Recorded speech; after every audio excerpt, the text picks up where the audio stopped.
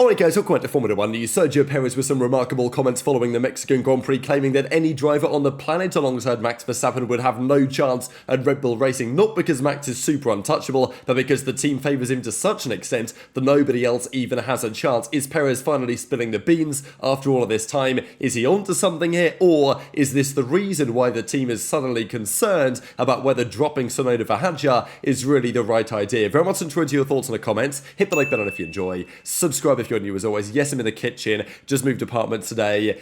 There's stuff everywhere, so bear with me for the next couple of days. Just before I forget as well, I know I mentioned a couple of weeks back, all these videos are now up on Spotify. If you want to watch or listen on Spotify on your commute, or you know someone who might, the link's always in the description. I'm probably going to mention it every week or so, just in case you guys haven't heard about that yet. Let's dive right in. A couple of nice pictures here from Mexico. I do have one quick thing to discuss on Mexico. Two quick things. One of which is this. This is the first couple of turns into Lagos. And look, technically, if you wanted to skip the CRSs, you could, but they stop you because there's a big barrier there. So this is, I don't think they will do this in Mexico, but we talked yesterday about the options, the gravel option, the lake option, which I'm in favour of, or various other options to stop the problems at turn one. Or you could just put a wall there. Like, that is a possibility that if you do go off the track and try and cut the corner, you will hit the barriers. Not like a wall that's gonna, take you out entirely, but, a wall that is best avoided or something like that. So intrigued to your thoughts in the comments as ever. The other thing about Mexico we'll get to in a second, just after Franco Colapinto, his presence in Alpine is near enough confirmed. That's the latest rumour. We talked about it to some extent yesterday. Now the rumours continue that yes, that is only a matter of time. This is Felipe Massa turning up in court today. As we know, he has a serious date with regard to this drama with Lewis Hamilton. It's not really Hamilton's drama, but it's the Crashgate drama, Singapore 2008. Without that, Massa believes he would have won the title. Now, look, is he going to be crowned world champion retroactively? No. But does he have a case that if that didn't happen and he would have ended up being world champion, he would have had all the royalties associated with that and he would have made this much money? I get the logic, right? It kind of is what it is, and I'm not exactly supporting Massa, but I do understand that there is a little bit of nuance in this case. He wants £64 million in damages, but Formula One management, their lawyers, they're going on the offensive. And they said this: Massa's claim will fail. He lost due to a series of subsequent racing errors by him and his team. The simple fact is that Hamilton outperformed Mr. Massa and everyone else. Now look, that may all be true, but I don't think that Massa has much of a case, so I certainly don't think he's really going to win much. But I don't really like this argument, because it's like Red Bull's argument with the catering. Like, oh, we spent too much on catering. It's like, well, no, you spent too much overall. You happen to spend X on catering. If that catering budget went to zero, then sure, you might be within the limit. But that's not how maths work, right? Like, you've got a bar graph that builds up to a certain number of points, and that bar graph is segmented with all the different things that you've got going on. And it's difficult to say which one of those things tipped you over the budget cap. You could very easily say that actually, no, our catering was perfectly within expectations. We spent too much on upgrades. It's the same thing. So it's kind of the same thing here, right? For Massa, it's like, okay, yes. Did he make mistakes? Yes. Did the team make mistakes in Singapore? Yes. Did he have a stinker in Silverstone that year, as we know? Yes. All of those things added up, absolutely. Was he a deserving champion? If he'd have won it, people would have said he deserved it. I think it was a titanic battle in the championship that year. I think my point is that, yeah, he lost points due to Crashgate. Just because he made mistakes elsewhere in his team doesn't make that invalid entirely. So I don't really love the argument, but I don't really like what FOM are saying either. I think that, the lawyers, if they're any good, should be able to pick some of this apart. It's going to be an interesting story to follow over the next couple of weeks. Now, this is the other drama from Mexico. I found this so remarkable, and it is relevant to what's happening with Sergio Perez today, just because, let's not forget, Liam Lawson took Perez's seat briefly before now Tsunoda has the seat. And that is probably playing on the minds to some degree. I don't know what you guys think about that, but Liam Lawson nearly crashed into a couple of marshals, and the visibility from his perspective wasn't so strong, and he was like, damn, I could have killed those guys. They were running across the track. The exact circumstances around this were somewhat unknown. The feeling is that we knew there was, damage to Lawson's car at turn one in the runoff area, the stewards or the marshals were put on standby to be like, okay, when all the cars come through, off you go. Now, the marshals, it seems, without hearing the final instruction to go, saw the cars go past after lap 1 onto lap 2, and then decided to get out there. But actually, Lawson had pit, right, for a new front wing, so he was late. So it's unclear exactly whether it was a pure marshal mistake on that front. At the end of the day, these guys are volunteers, right? They're not even paid. So, yeah, they're well trained, but like, come on, right? This is meant to be Premier Motorsport. So that's one potential issue. Or just the level of communication was poor. But this is not Liam Lawson's fault, right? Like, I think that is the absolute fundamental takeaway, that you can't blame Lawson for any of this, and he didn't hit them anyway. Now, the Federation from Mexico said this: images clearly show that driver Liam Lawson maintains the steering wheel angle of his car when taking turn 1 without changing his trajectory, even though the track marshals were crossing the track to return to their post. I mean, they're actually returning to a different post, but whatever.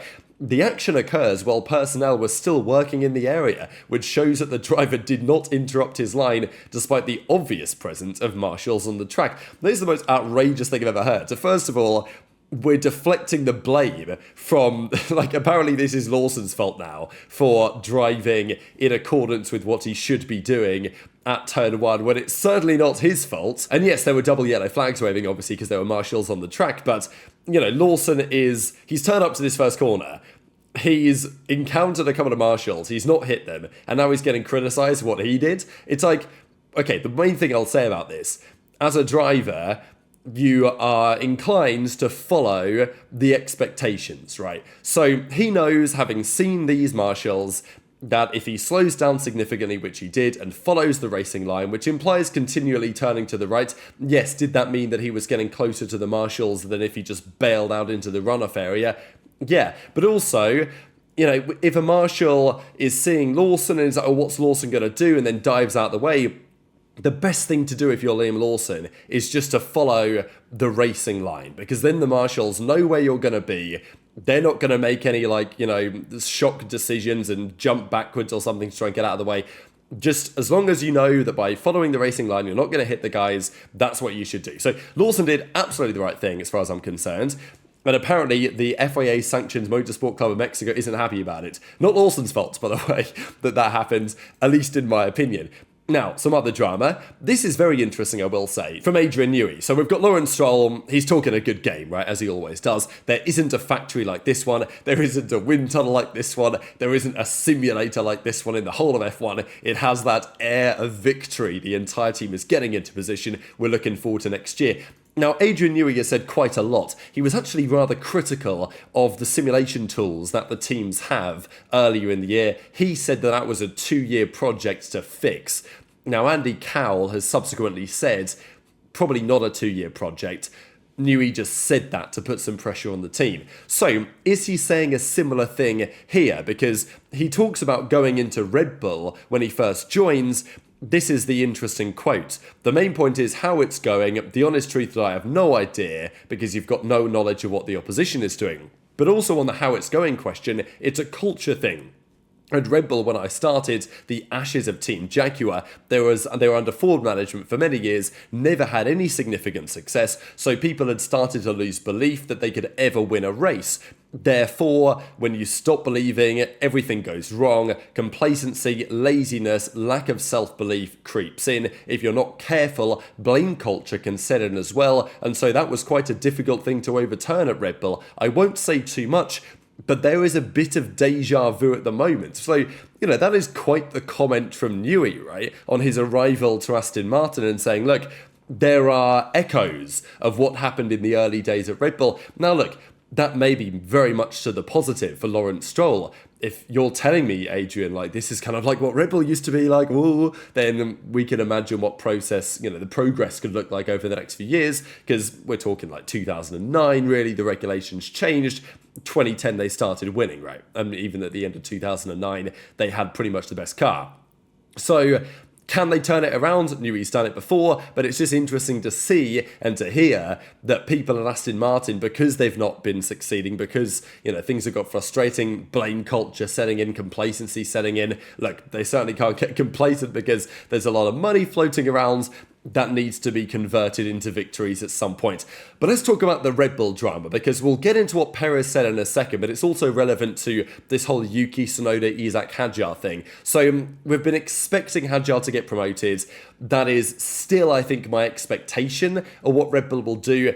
If Horner was still there, this would already have been announced. There's no doubt about it that Horner and Marco would have decided, okay, Hadjar, it's your time to go. But with Laurent Mekies, with his history with Yuki Tsunoda, that is no longer so clear-cut. Now, Marco said after the Mexican Grand Prix, because we initially thought that was going to be when they were going to decide, but that was not the case. They've decided they are going to push that decision back. They have confirmed, beyond any doubt, they will make the decision before Abu Dhabi, so it will be confirmed at some point in the next few weeks, but they've not yet made that call, and that gives Yuki a little bit more time to try to prove that he's the right man for the job. Now, it is interesting, some of the reaction, because Red Bull called Mexico Yuki's best weekend, and he didn't score points, right?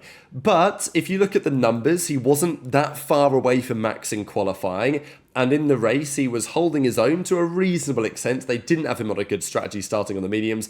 Then they left him out so long to try and help Max. Then they gave him a 12-second stop. So, I do get the logic there that actually Red Bull are like, well, Yuki's actually doing okay. And I think there is a little bit here in what Perez is saying, maybe, to be like, look, they know that nobody really can get close to Yuki. Let's not forget, was it not last year in Brazil when Yuki and Lawson, to be fair, but they both in the Racing Bulls just had stellar qualifying laps. They ended up, Yuki was P2 for a time or whatever. So look, it's not like Tsunoda can't drive, but it's not working out particularly well at Red Bull to such an extent that, as you saw Villeneuve just say right then, they're overprotecting him, right? Because the race happens, Tsunoda does objectively a bad job compared to what the other second drivers of the teams are doing. And then it's oh, well, actually, no, that was a good race. Now, I'm sure that the Mekies-Tsunoda relationship has something to do with that.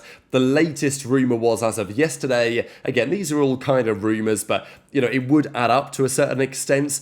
Helmut Marko, he's actually a pretty big Yuki fan, really, but he's also in favour of giving younger talent a go and believes that Hadjar in his second year going into next season, whereas Yuki in his sixth year, whatever, it's no-brainer for, in Marco's opinion, it seems, to get Yuki out of there, put Hadjar in the car.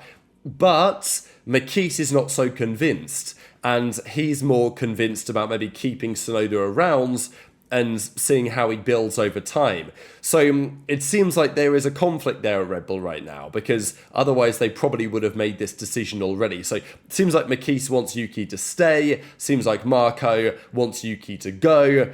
At the end of the day, if Yuki goes, then that guy in the comments section, what's he going to talk about, right? So, we'll see what happens next on this one. But this is what Perez had to say. Now, Perez didn't say too much about this when he was a Red Bull driver, right? And understandably. And Alex Albon has commented on this as well and said, look, the car isn't built for Max precisely, but the car is, he described it as being on maximum sensitivity. If you've ever played video games, if you turn up the controller or the mouse sensitivity to maximum, that is Albon's description of what it is like to drive a Verstappen car. And Verstappen can handle that. Nobody else really can. So there is, I don't think Albon's not telling the truth or whatever. I think there's a lot of truth in what Albon is saying. But I think it's also possible that there is more to it than that. And, well, whether you agree with this or not, because Perez was, in his day, a solid driver. Was he getting slapped around at Red Bull? Certainly towards the end of his time. Absolutely. Was he doing any better than, Tsunoda currently is? It's pretty similar, to be honest, I would say, in recent times. So Perez, now he's back on the grid with a different team, has decided to go on the offensive. And to be fair enough, because Perez has been proved not right exactly. I'm not sure what he's saying here is necessarily true, but it's certainly interesting. But what is true is that Perez left. He was like, well, good luck, who's next? Lawson got fired after 2 races. Yuki's not been much better. He's probably out the door as well, right? So, Perez, his stock has gone up. And that's why he's back on the grid with Cadillac next year. But he said, no driver can survive there. It doesn't matter if you are Hamilton or Leclerc. Whoever you bring there is going to struggle massively. It's a very unique driving style. You have to constantly be adapting to the needs of Max. It is as simple as that. And that's a pretty strong statement. He then went even a little bit further and said, Red Bull builds cars entirely around Max's preferences. His driving style is extremely specific. The setup is tailored completely to him. You have to adapt to the needs. So, very interesting assessment, right, from Sergio Perez. Yeah, look, we know that they do this to a certain extent. Obviously, why would you not? It's Max Verstappen, right? But, let's say it takes 2 to tango. There is a reason why McLaren have 2 drivers that it's not perfect, but they are able to drive the car well. Whereas with Red Bull, there is a recognition even from the team that with Max and the way that he wants the car, they probably have a very, very difficult time getting that to a 2-car team. Like at any point, it's just probably the way that it is. And maybe Red Bull have recognised that. And that's kind of what Perez is saying as well, that if we are going to give Max a chance to win, we effectively, unless we can clone Max somehow, have no chance of the constructors unless he wins it on his own, or the car is so good that it doesn't matter, as has been the case a little bit over the last couple of years. So, look, Perez, now he's no longer with Red Bull, he's back on the grid next year. He says the setup's tailored to him, the car is built around Max's preferences. This shouldn't come as a massive surprise, but, people always debate it. I guess the debate is, would it ever be possible for somebody else to go there and mix it up? Because they're probably never going to get what they would need because, the car is built in a certain way. Just Max has a very unique preferences. I think that is the key takeaway, right? That Max's preferences are so unique that it's a challenge to build a car that anyone else can also drive. And it will also be a challenge for Mercedes. I do really wonder if that does happen, what that looks like. Imagine Max goes to Mercedes. What do they do? Obviously Max would be their number 1 in that scenario, so presumably you listen to him, and it would probably take a couple of years for Max's, he's been at Red Bull a long time, right, and not that entire period. This has been true, but over the last few years, with Max super embedded into the team, this has been true, that it seems like nobody else can handle it, however well they're doing elsewhere. Tsunoda was looking pretty good in Racing Bulls at the start of the season. Look, do I think Yuki's a great driver? No, I think he's a good driver, though, for sure. And, I probably expected him to do a little bit better. You put Hadjar in the team, almost certainly the same thing is going to happen again, especially if it's the current generation of cars. Now, next year, things could be different. They might, obviously they're starting from the ground up, right? So how do they know exactly they're going to tailor things to Max's preferences? It's going to be a challenge. I think my point is that imagine Max joins Mercedes in 4 or 5 years' time. Are they in the same position or are they not? I think that's a very interesting question. So intrigued to your thoughts on all this stuff in the comment section below. Just one final thing to mention here for you all. This is pretty remarkable, actually. Out of the 20 drivers we have currently on the grid, to be fair, so do and not included, 75% of them have had a top 5 finish, which is pretty crazy, right?